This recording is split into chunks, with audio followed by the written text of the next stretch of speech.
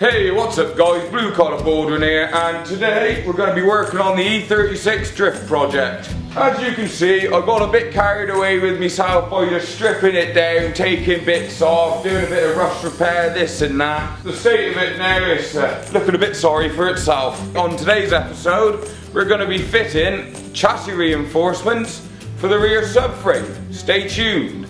So, where the mounts go, I did try putting a light underneath here so you can actually see. So, you got your one, hopefully you can see that one over there. That's the two front subframe mounts, and you got two at the rear, this one there, and that one just over there. Your two rear trailing arm pockets, which is, are you gonna focus? That one there, and that one just over there. We're gonna grind these back, and I shall see you once these are back to bare metal. With the reinforcement kit, I've just bought this, a generic one on eBay. You get two rear trailing arm pocket plates, rear strut top mounts, and then you got your rear subframe bolts and front subframe bolts. So these will all be welded onto the chassis. Well, my camera decided to die. I'm now recording on my phone. Hope it's not too bad. Let's get with it. When my camera died, I was going to be grinding the paint off of each of the mounting points. As you can see, I put copper weld through primer between each panel, sprayed it onto the chassis to hopefully prime that ready with the component. You want to put weld through primer on each side so when you make the surfaces together it doesn't trap moisture. Get a nice even coat over there. So hopefully it won't rust out and it'll be as strong as ever. So I got a bit carried away and I started welding in the actual reinforcement plates, and I forgot to video that. The welds are a bit shocking because I still need to dial in the welder. I'm going to be doing that in a minute. But I've got that side to do, both trailing arm pockets and also subframe mounts. Let's get to it. Whoop!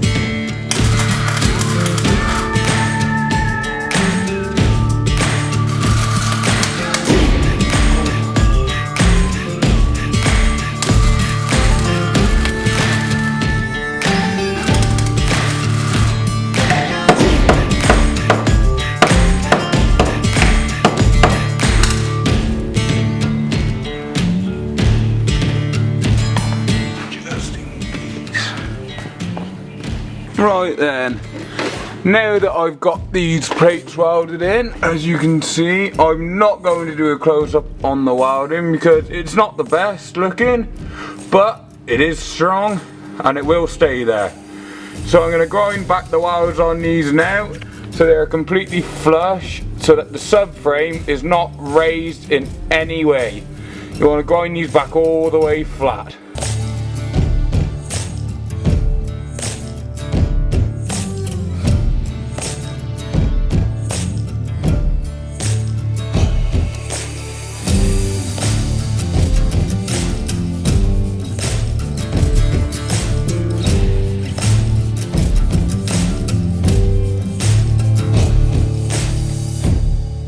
The main reason I put the tank in now is because once the subframe in, the fuel tank would be an absolute bastard to fit. So I fitted it now to save any hassle.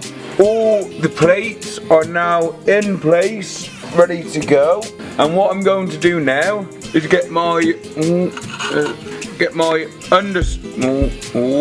never mind. Well, anyway, I'm gonna get some carbide body under seal and just go around all of these plates just to seal it up nice and tight so no water can get in. Then once that's all in, we should be able to put the subframe in. Perfect.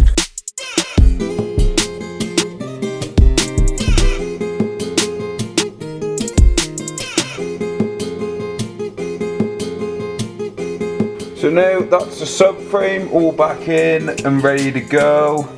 I just got to do my copper brake lines now and refit all the ABS sensors and springs, and she's ready to go.